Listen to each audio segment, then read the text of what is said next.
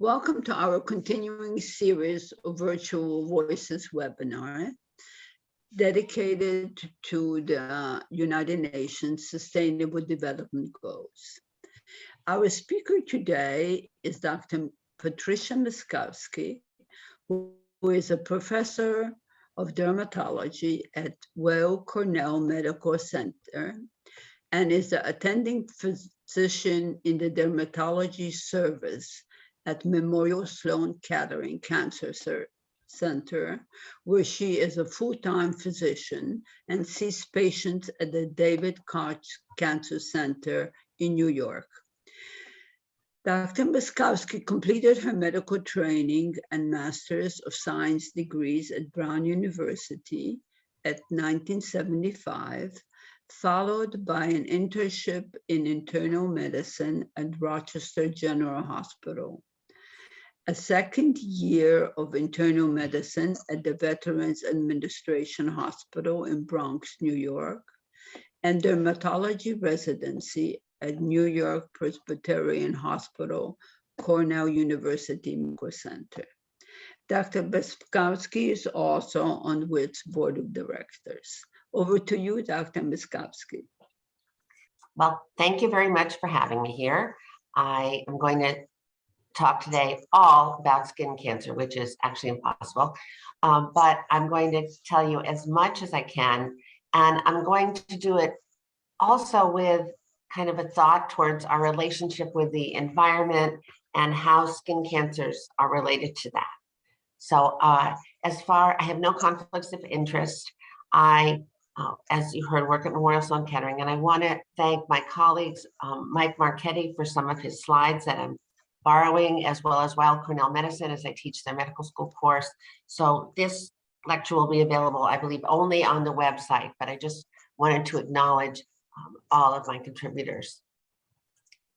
So let's talk about radiation, because I know you like radiation. So there are two main types. Everybody can hear me, right? Dr. Durbach, you're okay? I'm fine. Oh, good. Ultraviolet, which is natural solar radiation, artificial, which we'll talk about in its recreational setting, as well as therapeutic, and ionizing radiation in a therapeutic sense, but also it can contribute to skin cancers. And I know that in other lectures you've heard about the accidental exposures in Chernobyl and other natural disaster, man-made disasters, really. So this is the sun. We all love the sun. And it gives us so many good things, right?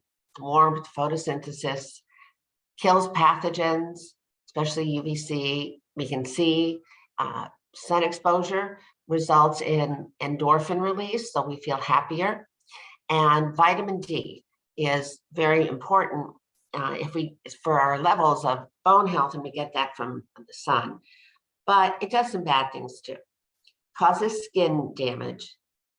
As I think I learned for the first time at one of the WIT seminars, it's responsible for cataracts. So wear your sunglasses. I mean, I remember hearing that from one of the ophthalmology speakers, but I'm going to talk about skin cancer from that point of view. Now, these are all the rays of energy that come from the sun, okay? And this is about their length, how short they are to how long they are on the right. And what we're going to talk about today is mainly ultraviolet light, and that's ultraviolet C, but mainly UVA and UVB. And they are just a little bit shorter in their wavelengths from visible light, as you can see. Well, you have infrared, and then you have radio waves. So this is what we're going to talk about. And these are the major bands of ultraviolet radiation that affect our skin. Now, how do they get there? Well, they have to go through a number of layers of the skin.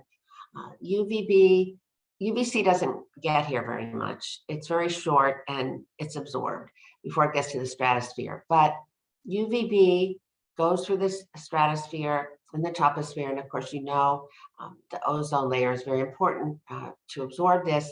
And UVA actually penetrates even more, and even more on a year-round basis. We often don't think about UVA. We think about UVB when we're talking about the effects of ultraviolet light, but UVB is really important too. Now, when we talk about this radiation, ultraviolet B are the burning rays that we get mainly in the summer, and that's when it's strongest. And it causes immediate burning. But ultraviolet A, UVA, you tan, you get a slower tan without a burn, and it's year round. And we know that both wavelengths, ultraviolet A and ultraviolet B, contribute to the sun damage that's relevant for the development of skin cancer and other issues. Now, these are some of the acute effects of ultraviolet light. The immediate one is sunburn. And as you can see on the upper left, here's someone who was outside in his t-shirt and he forgot to put on his sunblock. And boy, did he forget. So you see the very sharp sunburn where he did not have his skin covered. And then this results in immediate pigment darkening and ultimately a tan. You can't really quantitate the ultraviolet A sun tan as well. It's much slower to develop, but both are responsible for the chronic effects that we see from light, including photoaging. And here you see a man who we would think this is weathered skin, but he's got deep wrinkles and furrows because the elastic layer in his skin, the supporting layer, it looks under the microscope like blue spaghetti. It just isn't holding anything up anymore. And also skin cancers and sunspots and all these things that go along with aging. And as I'll tell you, to a dermatologist, there's no such thing as a healthy tan. That's an oxymoron. Now, why do we tan? We tan in an effort to, melanin is transferred and results in tanning to prevent further DNA damage. So it goes between the nucleus of the cells, the top cells of the epidermis, and the outside, the stratum corneum. And that's why we make a tan. So a little tan is little DNA damage, trying to prevent more from happening. And this appears to be the predominant predisposing factor for skin cancer in whites and also in Asians. And I expanded this lecture a little bit today to include people of all different colors and races and ethnicities, because by 2060, the majority of people in the United States, for example, will be non-Caucasian and will be people with skin of color. And so this is kind of a new approach and new thought about skin cancer that's come up in the last few years.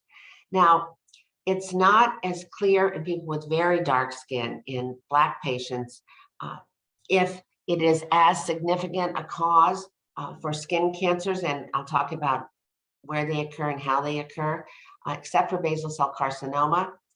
Darker skin has a high melanocyte activity and more dispersed melanosomes. So they don't actually have more melanocytes, but the melanin is packaged differently and dispersed differently.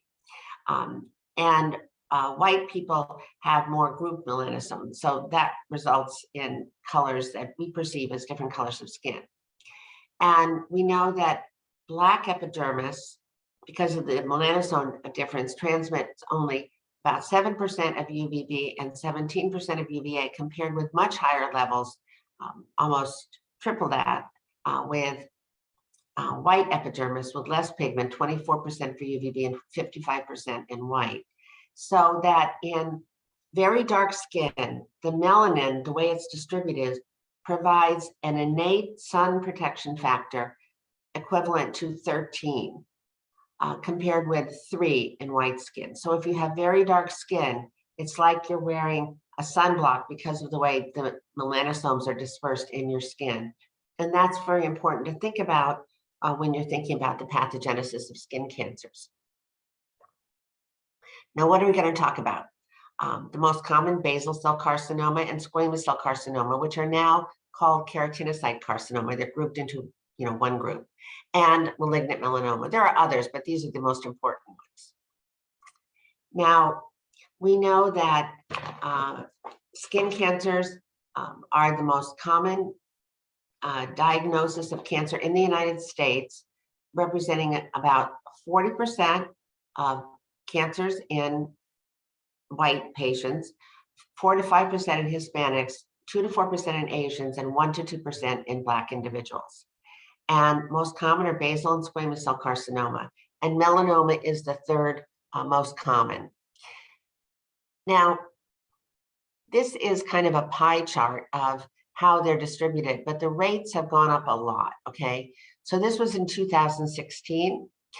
There were over 120,000 melanomas. Many are caught early when they're in situ and they're just in the top layer of the skin, but when they go into the dermis, then they are invasive. Squamous cells more than 600,000 and basal cells more than 2,200,000. But as I'll show you, the rates are rapidly rising. So why is there so much skin cancer? Well, a lot has to do with societal changes. We have a lot of changing exposure to the sun. In years past, everybody was all, covered by their clothes, and it was not fashionable to have a tan, but it has become fashionable ever since the California girls in the 60s, especially. We have increasing ozone depletion, and then recreation, not just from bathing suits, which obviously in men and women let in an awful lot more light, but just because people do so much more outdoors now, it's a much more populated country and people are much more active, and all of these can contribute to skin cancer development. And then you further look, when you're looking at a worldwide distribution, at how the who lives where and what is their innate color of skin. So it's a combination of sun exposure, latitude, how close to the equator you are, and the color of your skin and your innate sun protection factor. And that is the recipe for how common skin cancers are in different populations. Now, this is just a slide which I did borrow from Dr. Marchetti about the distribution of skin cancer worldwide. And I know there's a lot on this and you can't read as well, but the important thing is that if you look up on the top, you see that Australia and New Zealand have the highest incidence of skin cancer in the world. Why? They're so close to the equator, they get very intense sun, and you have very fair-skinned individuals. So this is where the epidemic of skin cancer is huge. Interestingly enough, especially in Australia, they have recognized this since probably the 1980s or 90s and really have tried to do a lot with sun protection, with use of sunblocks and really protective clothing. I remember being in Australia a few years ago and seeing the little kids play out in their playground and during lunch break, and they all had hats on, all these little kids. They were probably in second grade, and long pants and long shirt sleeves, and they really took it seriously, and that was just what was required at their school. And the lowest rates obviously are as you go to places where there are a lot more people with dark skin, even though they are closer to the equator. Second highest is in North America and Western Europe for the incidence of melanoma. And it was estimated that in 2018, there were approximately at least 287,000 cases of melanoma. And this is of the 185 countries from which they actually had data. So it's not everywhere. And it's 60,000 deaths worldwide from malignant melanoma. Now, what else do we know about skin cancer? The incidence of skin cancer increases with age. And here you have the incidence of basal cell, which goes up rather sharply in the 60s and 70s. Squamous cell, which is less common but more deadly, also goes up. And interestingly, melanoma goes up with a mean age of about 65 in some series, but not as sharply, because there actually may be other factors that contribute to the development of melanoma. So now I'll talk specifically about the keratinocyte carcinomas. Basal cell carcinoma is the most common type of skin cancer, followed by squamous cell carcinoma of the skin. Approximately over 5 million cases were diagnosed in 2012. And about 2,000 people, it's probably much more than that, die in the United States from these cancers every year. This is basal cell carcinoma, the most common. It's the most common, probably at least 3.5 million are diagnosed annually. It's the most common in Caucasians, Hispanics, Chinese, Japanese, and other Asian populations as far as skin cancers. The incidence of basal cell is increasing by 10% per year and has doubled every 25 years. Again, marked increase in incidence with age. And it's associated with intermittent sun exposure. So people who live like in England and they go on a sunny vacation, they're the ones who are more likely to get basal cells. And you'll see, as I'll talk later, that squamous cells are more like constant sun exposure, like working outside or farming or agriculture. More common in men for many reasons, working outdoors, not putting on sunblocks, more in Caucasians, but the number of women under age 40 with basal cells has more than doubled in the last 30 years. So there may be a couple of reasons for this. And not surprisingly, 80% are located on the head and neck. Sorry.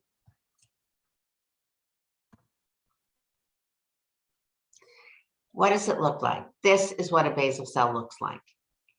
It looks like a sore that doesn't heal often.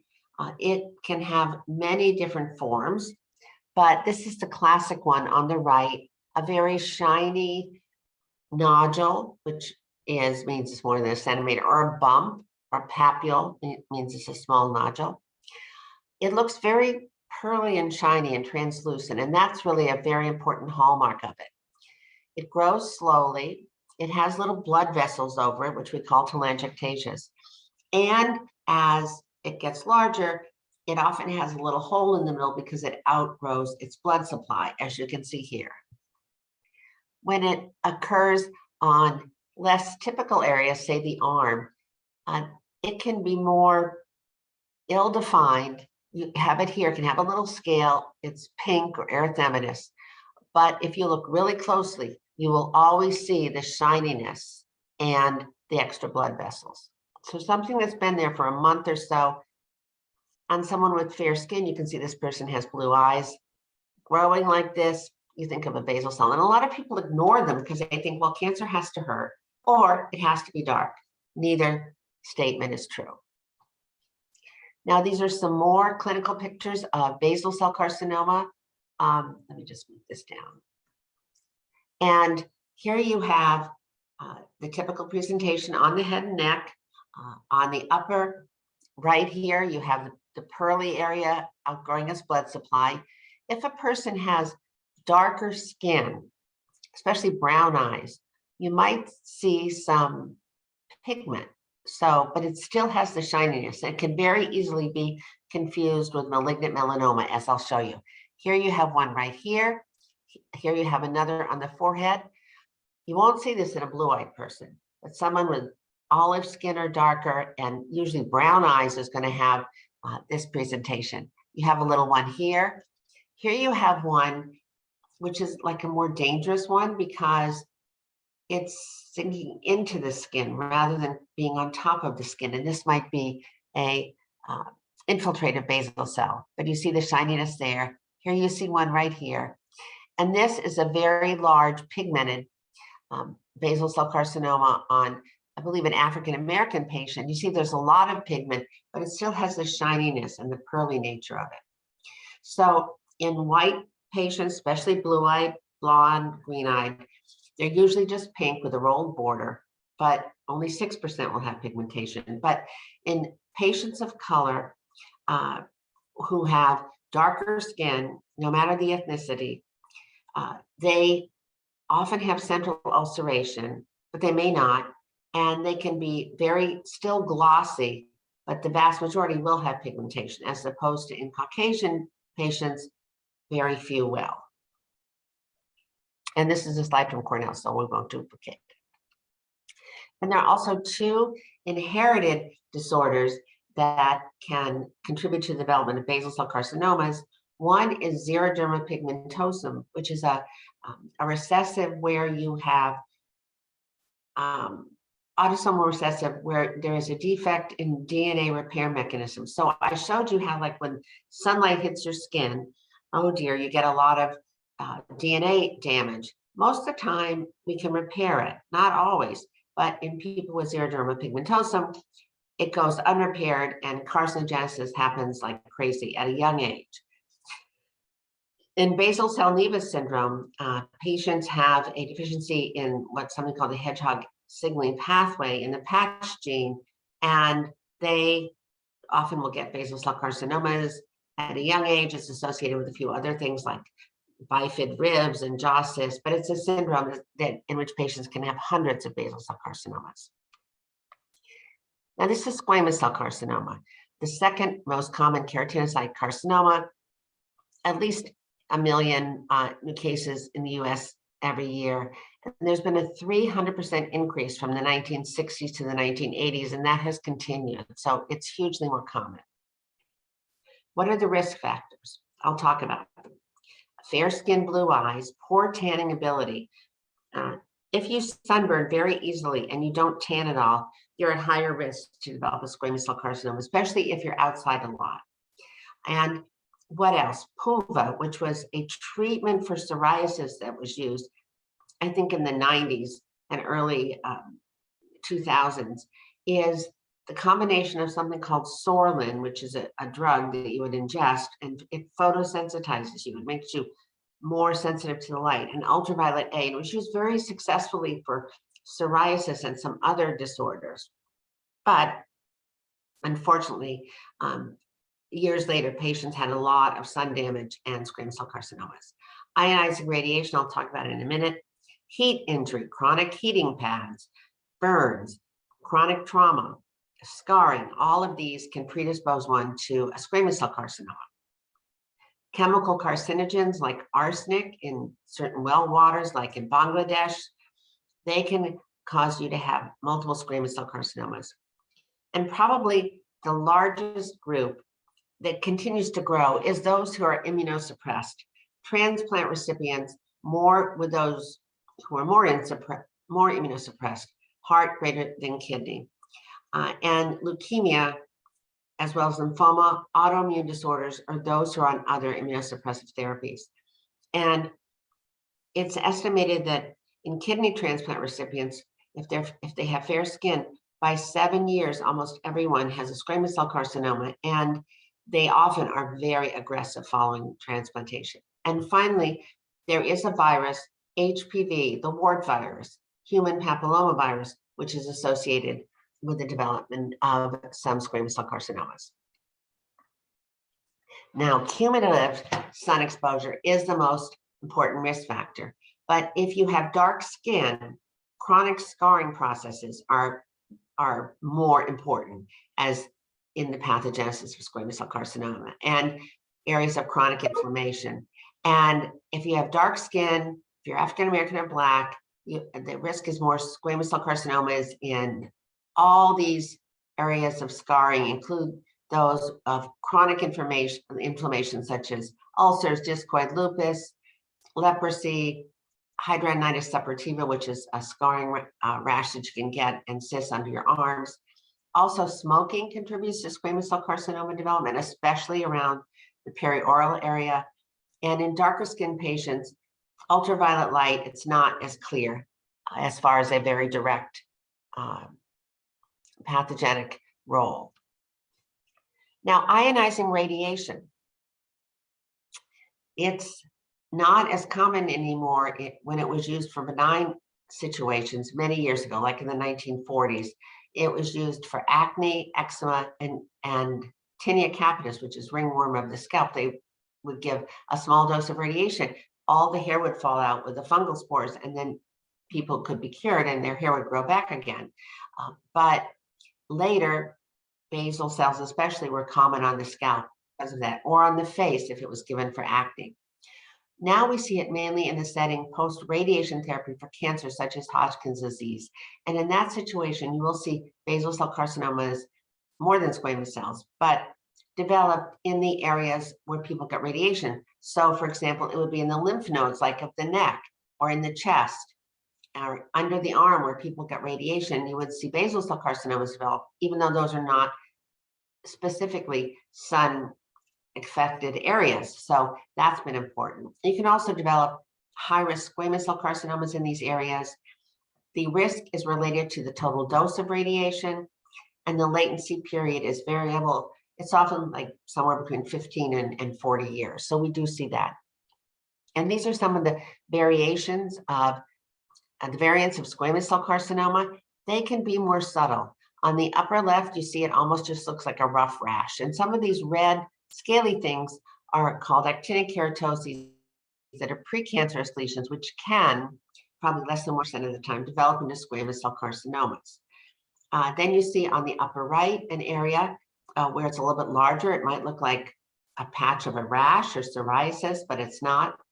In the lower left, this almost looks like a basal cell carcinoma, but instead of an ulcer, it almost looks like a wart in the middle. And on the bottom right, you have someone who probably smoked and was out in the sun. And this is a squamous cell carcinoma of the lower lip. But any squamous cell carcinoma that develops on the mucous membranes is much more likely to metastasize. So when it's on the mucous membranes, it's much more deadly. Now, I'll talk about malignant melanoma.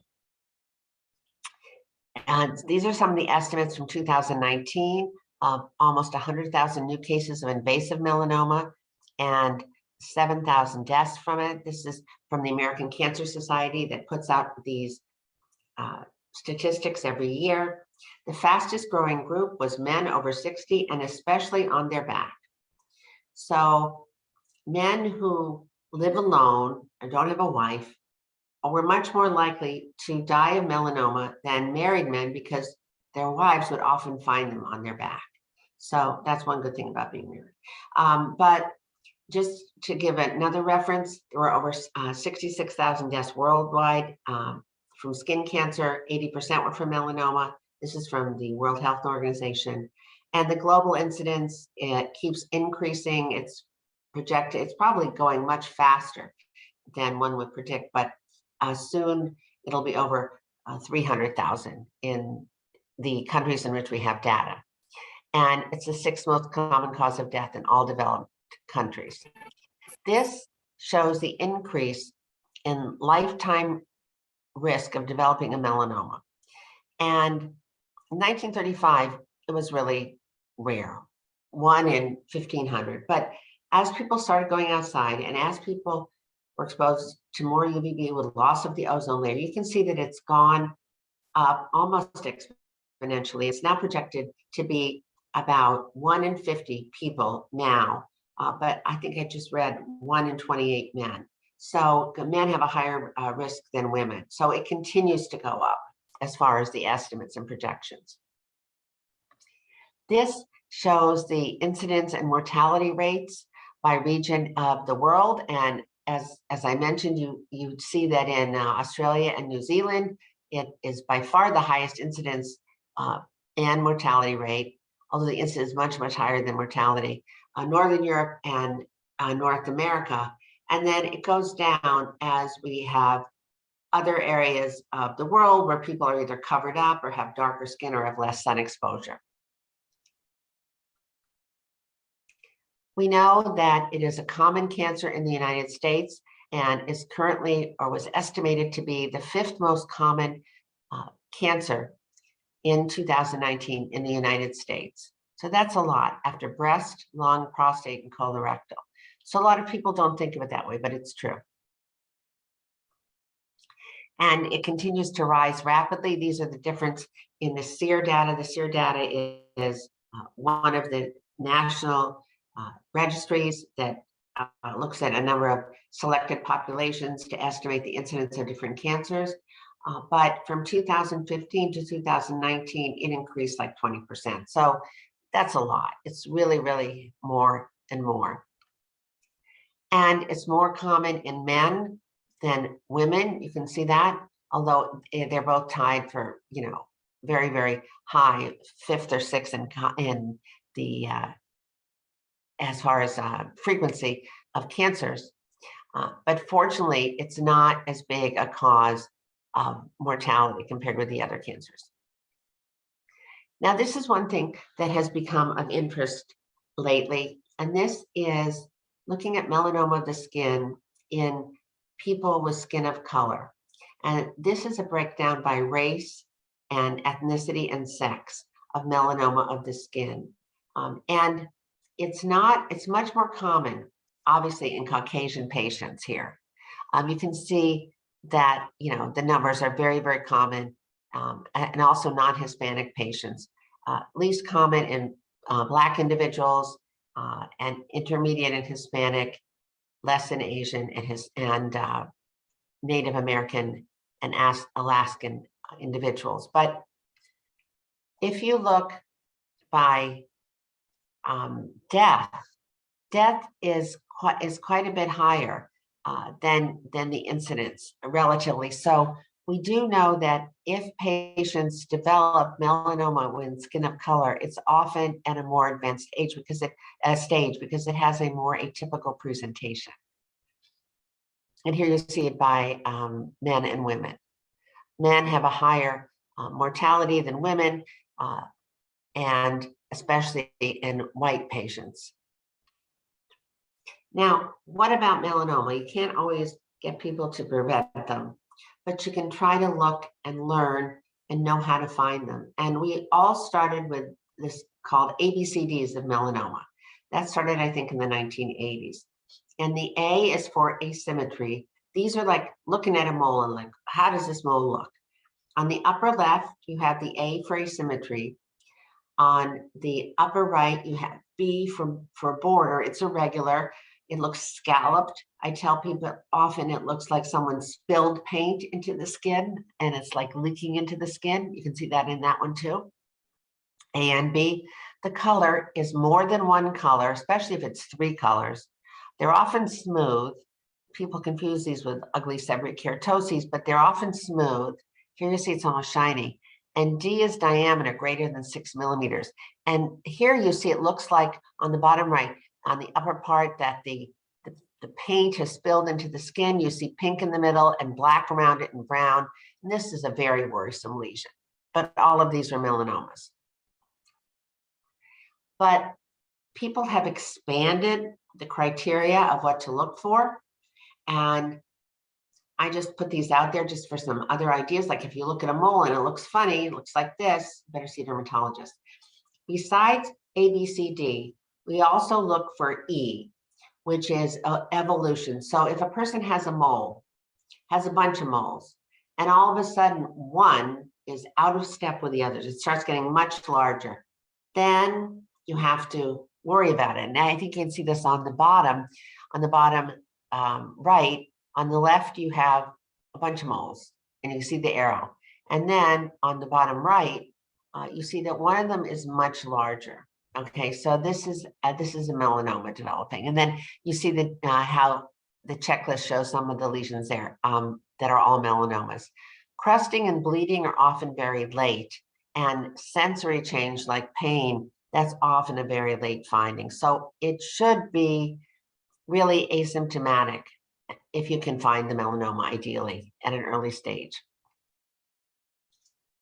Now, just to show you the many different ways that it comes in, you can have a number of different types of melanoma. You have superficial spreading, which spreads out, and then you have, that's on the top here, and you see the evolution as it gets darker and larger, going from left to right. You see lentigo malignant melanoma, which is almost always on the head and neck of older individuals, really elderly individuals with a lot of sun exposure. And it looks like kind of a bad sunspot, a sunspot that's gone bad, often flat. And you see starting on the left, second row, it becomes larger and darker and flatter. And you see it on the right, almost involving someone's entire nose. Acrolentiginous melanoma is the type that we see much more in people with dark skin. And if a Black individual or a dark-skinned Hispanic individual is going to develop melanoma, it's going to be much more likely on the palms and soles or around the nails. It's where your skin is lighter or lightest if you have dark skin. So that's important to know. And then a nodular melanoma on the bottom is something that comes out of nowhere and it grows deep very, very quickly. It's like a little ball and it goes deep rather than spreading outward. So it doesn't give you much chance to find it. And that's often the type that is most dangerous. Now, there is a decrease in deaths from melanoma, especially in the United States and Europe. And that's because in the last decade or so, there have been a number of different drugs, and they're still being developed for the treatment of metastatic melanoma. You see some of them down here, a huge amount, targeting different gene mutations within the melanoma and also targeting the immune system to let it go crazy and attack the bad cells, taking the brakes off the immune system, as they say. So that has been a lot of progress, but still one wants to avoid carcinogens. Early detection is very much the key. And then, as I said, ultimately, there are better treatments now. Now, I want to talk about something probably relevant to the increased incidence of basal cells and maybe even melanoma in younger women. And this is artificial light or the tanning industry, tanning beds. Don't ask a dermatologist if you should go to a tanning salon or get sun, because they'll just go crazy. It's like, you know, getting a little carcinogen. Who needs that? This is a huge business, and the American Academy of Dermatology has spent a lot of time trying to get it regulated appropriately. It's not really happening, and there are different state-to-state regulations, especially with minors. But in many places, you don't have to, you know, be of age to go in and get a lot of sun exposure or artificial sun exposure, which is really bad for you, especially if you're before the age of 18. We know that. And these are the lovely tanning beds. Here's a picture on the lower right of someone with a healthy tan. She's probably aged an extra 10 years getting this. And it does greatly increase your risk of skin cancer, 2 to 8-fold. And melanomas at a younger age, as I said, especially women. Now, just to wrap up and remind you, in case you ever want to go to a tanning bed, these are all the bad things that ultraviolet light does for carcinogenesis. It damages your Langerhans cells, which are hanging around in your epidermis looking for bad antigens or, you know, DNA damage. It causes oxygen radicals. DNA damage with pyrimidine dimers develop. And it actually even can give you systemic immunosuppression. And actually, light isn't all bad. We use it therapeutically sometimes, but it also can result in tumor suppressor gene inactivation too, and aging. These are the results of aging in your skin and probably play a role in carcinogenesis. Your local immune surveillance is down. You can't repair your DNA. Bad cells don't commit suicide as quickly. That's apoptosis, and they're more free radicals. Now, I mentioned that sometimes we use photomedicine or ultraviolet radiation in a dermatologist's office for therapy. And it's been used, as I mentioned, for psoriasis, but for some other disorders. Also, it's used for vitiligo and mainly cutaneous T-cell lymphoma, which is something that I mainly do. Phototherapy can be very helpful, especially in people with dark skin. So it does have a place. You have to be sure that the benefits outweigh the risks, but from a dermatology point of view, it's not all bad. So how do we not get melanomas? Primary prevention. Sunlight is the only major implicated avoidable cause of melanoma. I didn't go into different risk factors or familial aspects of it, but not all melanoma is sun-related. And the relationship of sun and sun-related melanoma is complex. We see it mainly from the epidemiology, but It depends on UVA versus UVB, what the dose is, and the timing. Often in youth is felt to be the most important aspect, especially if you had a lot of sunburns. So what is SPF? It's a sun protection factor. Without, it's a multiple of how long you can stay in before you burn. Without sunscreen, if it's 10 minutes and you get a burn. With an SPF of 30, it's 10 times 30, so that's 300 minutes. And that's what an SPF is. And I talked about the innate ones we have in the skin, and here you have another example. So the problem with people going out in the sun for whatever reason, or getting ultraviolet radiation, is that there appears to be a gap between knowledge and behavior. Avoidance is really important, especially childhood exposure, and staying away from ultraviolet light during the peak hours of 12 to 3 p.m. Protection is secondary. Clothing are great, you should do that. But it's been found in many studies that with sunscreen, people don't put it on, they don't put enough on, and they don't reapply it. So we really have a long way to go for that. And just to remind you, this is a table of carcinogens from the World Health Organization. And you see, you know, radon and plutonium and a number of other entities. But at the bottom, you see solar radiation and UV emitting tanning devices are now listed as carcinogens for skin cancers.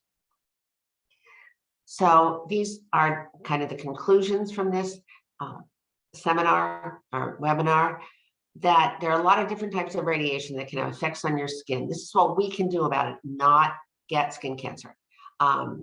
The effects are increasing in frequency, and physician awareness and patient awareness of skin cancers, what they look like, are necessary for the treatment and prevention of skin disease and skin cancers in the future. Thank you.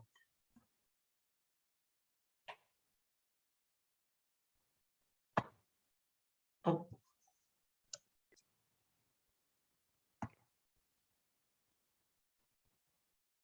See, I have to stop sharing.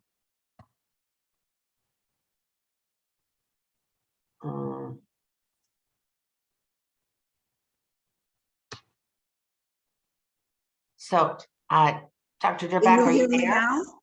I said, Patricia, I'm repeating myself.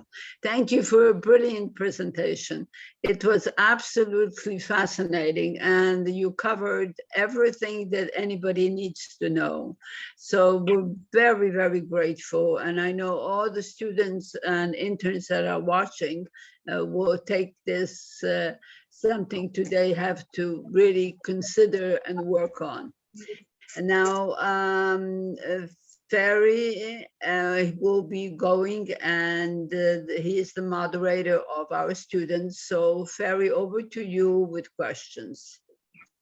Sure. Thank you, Dr. Myskowski, for a great presentation. And there are some fantastic questions here that I'd like to pose to you. One of them is, congratulations. Thank you, Dr. Myskowski. Today we talked about the effects of the sun on human skin. Can overexposure to the sun cause other types of cancer or just skin cancer? Pretty much just skin cancer. Another question that's similar is it quite common for a person to be no longer treatable if they have gone to the doctor too late with a skin cancer case? And what are the signs and symptoms of skin cancer and when to see a doctor? I would say that the signs are the pictures that I showed, and it does happen that it's too late. Doctors will always do something. A sign that it has spread is often a swollen gland in the area, like if you had a skin cancer here and you have a swollen gland here. But it might be too late to be cured, but certainly they can treat you and pretty much, and hopefully prolong your life. Especially with melanoma, we have some wonderful new treatments. But the signs are, if you have a very large lesion like I showed you, or if you have pain or something like that, that's usually a very delayed lesion. Okay, following up from what you just said is another question, which is how much has medicine improved in skin cancer treatment today compared to years before? And what has contributed to the active development of this field of medicine? There have been a lot of there's a lot of progress. One of the most important ways that localized skin cancers are treated of basal and squamous cell is something called Mohs surgery, in which specially trained dermatologic surgeons, once they have a biopsy, can map out where the actual tumors are and take the whole thing out and do like 3-dimensional mapping as they go. And that's been very helpful. I think identification of the different pathways of the tumors has been very helpful, especially with the patch gene and the hedgehog pathway in basal cell carcinomas. In melanoma, the most deadly, they have identified so many different mutations, like something called a BRAF mutation, very common in superficial spreading melanoma. But they have also found, as I said, how to harness the immune system. And that's probably applicable in other, definitely in other cancers and in some other skin cancers, so that there is tremendous activation of the immune system against the bad cells. With research, all of this is research. Got it. And actually, again, a similar question that follows on to this is, in your opinion, will there ever be an all-encompassing treatment for skin cancer where we could either vaccinate or otherwise be sure of treatment?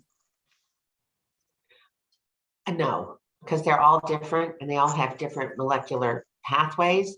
I think that I don't know how one could vaccinate against DNA damage. That I don't know, because there's so many different ways that DNA can change, can mutate, and pathways in which tumors develop. So that's very hard for me to envision. There were a flurry of questions asking for your recommendations on how best to protect your skin from UVA and UVB, which I think you touched upon. But if there were things that you should do over the course of your lifetime that would protect you against skin cancer, what would you recommend? Everything I talked about. Stay away from UVA. There's no such thing as a healthy tan. It's going to age you. That's what causes aging. Look at your friends who've been getting a lot of sun, or look at people the same age as you, say you went to college with, who live in a very southern climate, and look at the difference in their skin. Sun exposure is there. You can't take it away, and it will age you. There's no way around it. So avoiding it, putting on whatever SPF agrees with you the best, it's higher. It's really hard to make a definite recommendation. Covering up, not going during the strongest hours of UVB radiation, all of that's important. Another question is along the lines of the increase in rates of skin cancer that you mentioned. Could you explain why there's been such a sharp increase in rates, and is that increase in rate the same across all the different types of skin cancer? It's not exactly the same, and it's multifactorial, but most of it's ultraviolet light, and it depends on your exposure. And for these types of skin cancers, it's all of them. Melanoma is a little more complicated. It's also more complicated in patients with darker skin. So melanoma has other features that are complicated that I didn't get into, but the one thing that unites them all is ultraviolet light. That leads on well to the next question, which is are there any links between our current state of the environment and higher skin cancer rates? Absolutely, with the destruction of the ozone layer.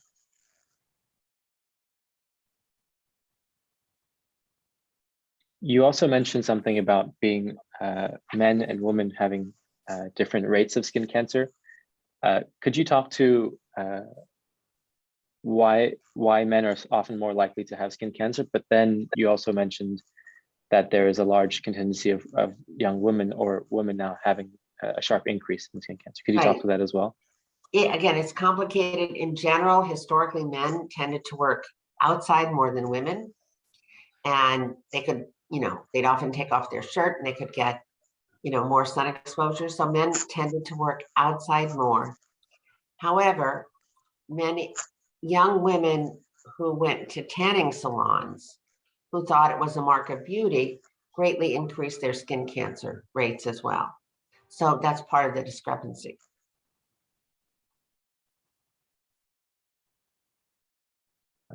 A question here is about SPF. Do SPF cosmetics help women avoid exposure to radiation? Yeah, because anything with an SPF in it has a sun protection factor. And I can't really comment on what's the best or this and that, because there's always debater.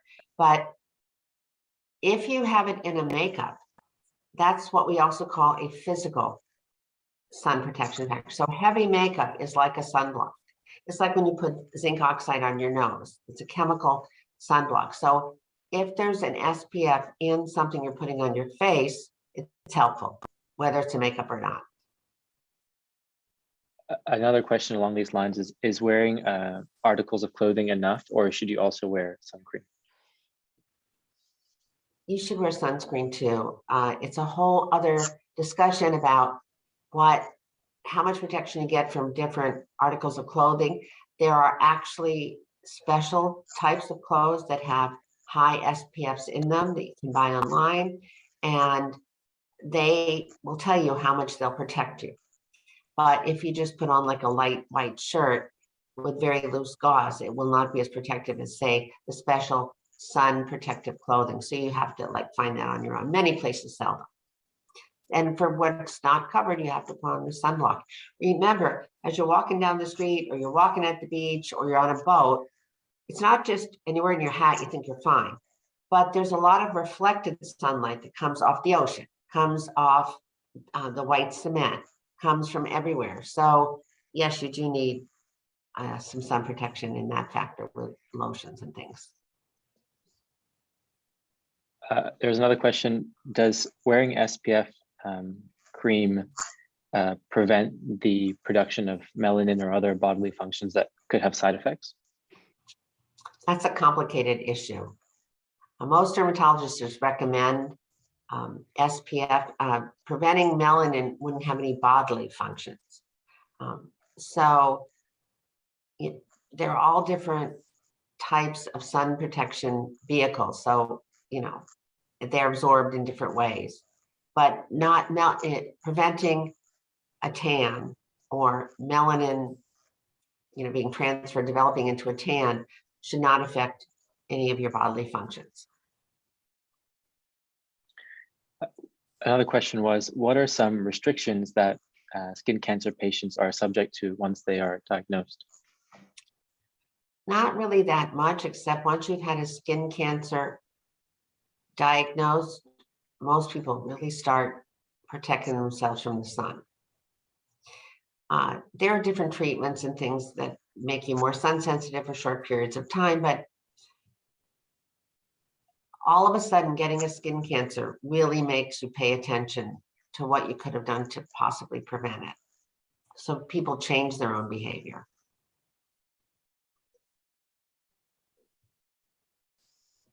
At what age do you typically get skin cancer, and could you explain why it's a little bit more prevalent as you get older? Because it's more as you get older, especially basal and squamous cells, because it becomes exponential after your cumulative sun exposure, lifetime sun exposure. In basal cells, it's more intermittent. In squamous cells, it can be more almost linear, but the more age, the more sun, which is why if you look at someone who's old and has lots of wrinkles on their face, okay, you're seeing sun damage, and which is wrinkling and sunspots and everything. And going along with that, you have to know that there was probably some UV damage. But if you look at a totally sun protected area, say that same person under their underwear, like on their buttocks or something, their skin is absolutely white. It's not freckled. they don't have all those sunspots and they don't have the wrinkles. And that's like an example in one person of what the difference is. It's like you're your own control. There were a couple of questions here that I'll put together. Was how did you get interested, or why are you interested in this topic? And what do you plan to work on next? I've spent 41 years at Memorial Sloan-Kettering. It's a cancer hospital and I'm a dermatologist. So I've been interested in all of these things. And I don't know, I just started in medical school and wanted to be a dermatologist, but I just became very interested in cancer. And what will I do next? I'm mainly doing cutaneous lymphomas right now. I've had a long career. So it actually started with Kaposi sarcoma and AIDS and seeing the first AIDS patients. So it's taken many turns, but I've always done a lot of skin cancers too. That's great. There's a couple of questions on the links between COVID-19 and skin cancer. Could you talk to how has the COVID-19 pandemic changed skin cancer prevalence? Has it had any increase or decrease? I don't know that it has had an increase or decrease. And I don't know that if it has, that we would be seeing it yet. But I just don't know the answer to that. I've seen a number of reactions in the skin from COVID-19, and they can be pretty wild looking, but I would not say that relevant to what I've just given the lecture on, that I can make any comment or that anybody knows anything about that. There was a question, how often should one check your freckles or moles, and can one do that themselves, or should ask someone else to do it? It's ideal if you ask someone, because it's really hard to look at your back, but otherwise you can look in the mirror. And people say once a month if you have a lot.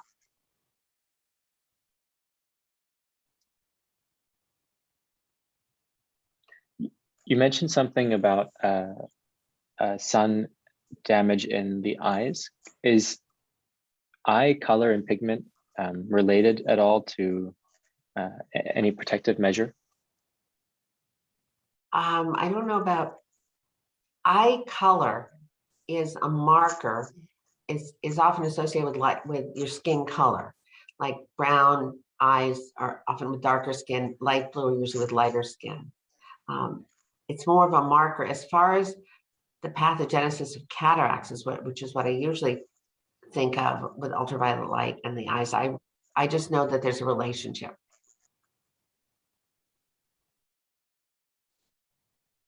You mentioned on one slide that immunosuppressed patients are likely to develop skin cancer. Can you explain why that is? Because, and it's squamous cell carcinoma, because your body's own immune system is like an active surveillance of bad things that happen in your skin, of mutations and things. This is how I think of it.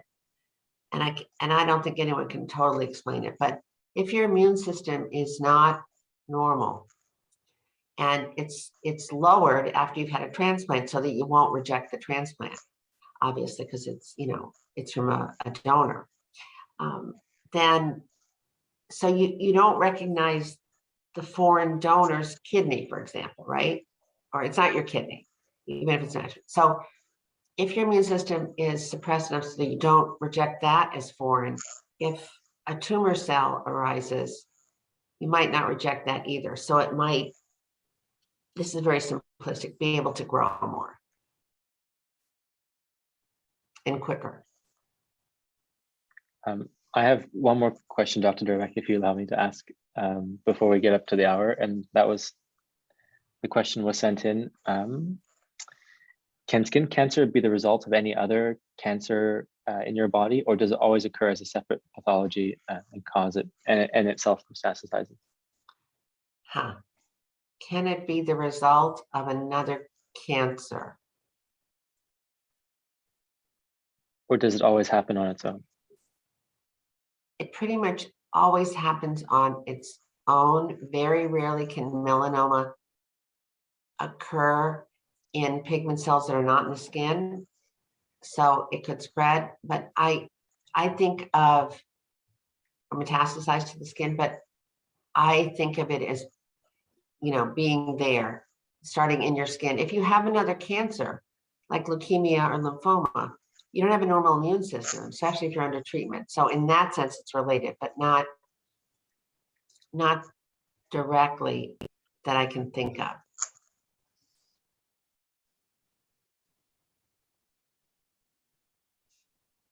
I have a couple more questions, Dr. Myskowski, if that's okay. Sure. One question was sent that was, do you think that the course of the disease and the probability of recovery from skin cancer depends on the psychological state of that patient? And is there any research related to this? There's a lot of research related to quality of life and skin cancers. I don't know the relationship between, state of mind and the immune system. I mean, that's a complicated area of study right now. So I can't say. And insofar as it would modify further behavior, that would be important. But it's a little bit too broad and the interactions are too great for me to comment any more than that. Is there any link in relationship between birthmarks and skin cancer, or what are some common myths about? Interesting. That's a whole other lecture. There are rarely things that one is born with that can rarely become skin cancers. One is called a nevus sebaceous on the head. It's a yellowish thing. Then there are very large birthmarks and, big moles that can occur. And that's, they may be associated with some internal problems and they may develop melanoma. It's very complicated. We have a wonderful expert at Memorial named Dr. Margoob, who sees the children with that and follows them. So it's a complicated issue, but if you think of a birthmark that's a very, very large mole, that can be important.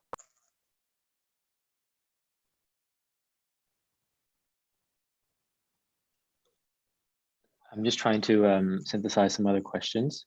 Could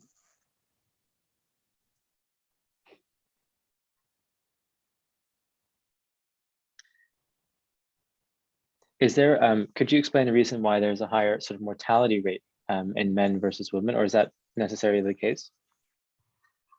It's felt that melanomas occur more in the back, for example, in men, and it's often not detected.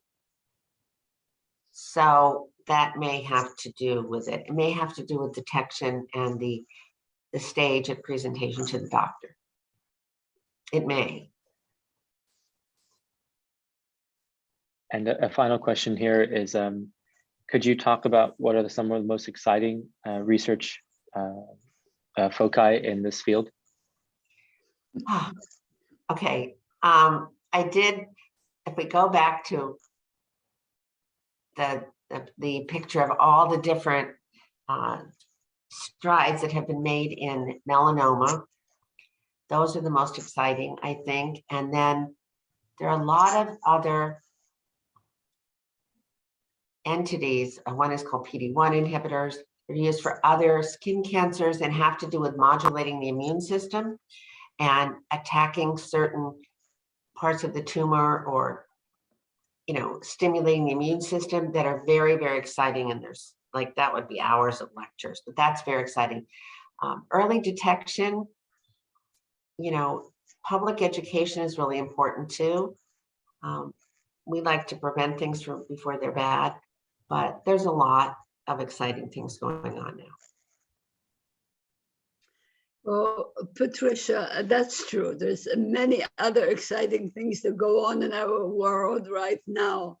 But thank you very, very much for sharing your invaluable knowledge and experience on being aware of the ramifications of not paying attention to what covers your entire body, your skin. So I'm most grateful that you were able to come and share with all the students and interns And I wish you a wonderful continuation of your work for many, many years. I also wanted to share the next week our webinar is going to be with Oksana Leschenko from UNDP, and she'll be discussing landmines and ramifications of them. So again, thank you very, very much. And Ferry, you did a wonderful job as usual. Have a wonderful week and take good care of yourself. Bye. Thank you all for coming.